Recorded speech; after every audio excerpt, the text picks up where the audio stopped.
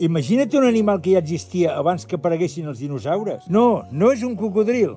És el cranc ferradura. Aquest bitxo porta a la Terra uns 450 milions d'anys. Quan els primers arbres encara no existien, ell ja passejava pel fons del mar. I el més curiós és que ni tan sols és un cranc. Sí, ens ha estat enganyant amb el nom. Amb els seus 10 ulls, una combinació d'ulls simples i compostos, està més emparentat amb les aranyes i els escorpins que amb els crancs. També té una característica espectacular. La seva sang és blava. La nostra sang és vermella perquè utilitza hemoglobina, una proteïna que conté ferro per transportar l'oxigen. La seva, en canvi, utilitza hemocianina, una proteïna que conté coure. Quan aquest coure s'oxida, adquireix un color blau intens. Però la seva sang és especial per un altre motiu. La indústria farmacèutica la necessita per fabricar un reactiu biològic que permet detectar endoxines bacterianes en vacunes, medicaments injectables i material mèdic. Quan et posin una vacuna, un medicament injectable o una pròtesi, és molt probable que abans hagi estat testat gràcies a una substància obtinguda de la sang d'aquest animal. El seu sistema immunitari és tan sensible que encara avui ens costa fabricar una alternativa igual de fiable. Per això cada any es capturen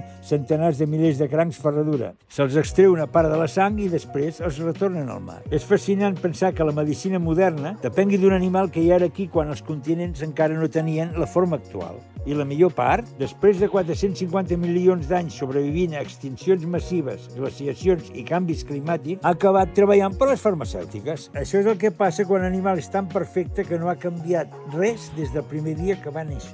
Moltes gràcies, molta salut i fins ara!